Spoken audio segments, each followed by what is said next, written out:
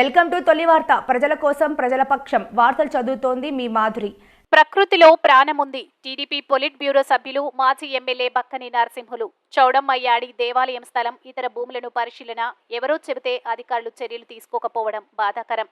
చెట్టు చేమ గుట్టలు కలగలిసిన ప్రకృతిలో ప్రాణం ఉంటుందని వాటిని కూడా విధ్వంసం చేస్తే మానవ మనుగడ ప్రశ్నార్థకం అవుతుందని తెలుగుదేశం పార్టీ పొలిట్ బ్యూరో సభ్యులు శాంతినగర్ మాజీ ఎమ్మెల్యే బక్కని నరసింహులు అన్నారు. గురువారం తెలుగుదేశం పార్టీ నాయకులు మాజీ ఎంపీపీ చల్లా వెంకటేశ్వర రెడ్డి, భారతీయ జనతా పార్టీ నాయకులు నెల్లి శ్రీవర్ధన్ రెడ్డి, అందే బాబయ్య తదితర పార్టీ శ్రేణులతో కలిసి వివాదాస్పద చౌడమ్మయ్యాడి దేవాలయ భూములు, కొండలు, గుట్టలు విధ్వంసాలను పరిశీలించారు. ఈ సందర్భంగా ఆయన మాట్లాడుతూ గతంలో స్థానిక తహసీల్దార్కు ఈ వివాదాస్పద వ్యవహారంపై ఫిర్యాదు చేయడం జరిగిందని తెలిపారు. అప్పట్లో తహసీల్దార్ ఎవరో చెబితే చర్యలు తీసుకోలేదని చెప్పారని ఈ సందర్భంగా విచారం వ్యక్తం చేశారు.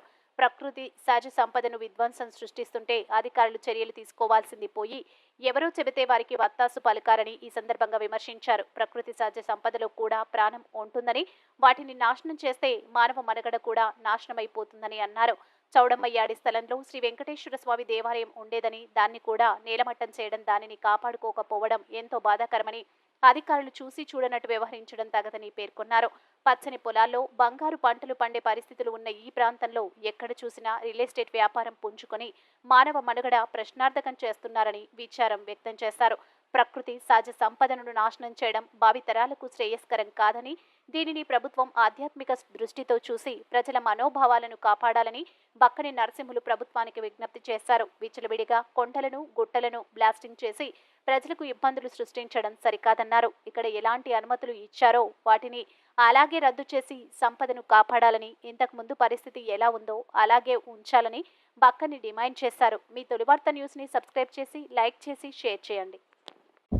గోపురాలు, మసీదు లేక చర్చ్, అంతేకాకుండా బండ్ల బాట, సికం పొలాలు లేక గుట్టలు మొదలైనవి ఉంటే అవిటను కూడా తీసేస్తాం.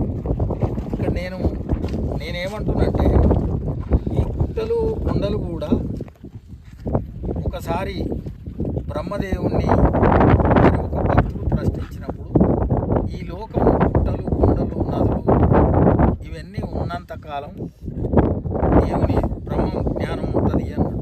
అంటే ఈ కొండలల్లో కూడా ప్రాణం ఉన్నది శాస్త్రం ప్రకారం. ఒక చెట్టు 10 మంది కొడుకులతో సమానం. ఇలా చెట్లు ఇష్టం వచ్చినట్టు కొట్టేస్తాం.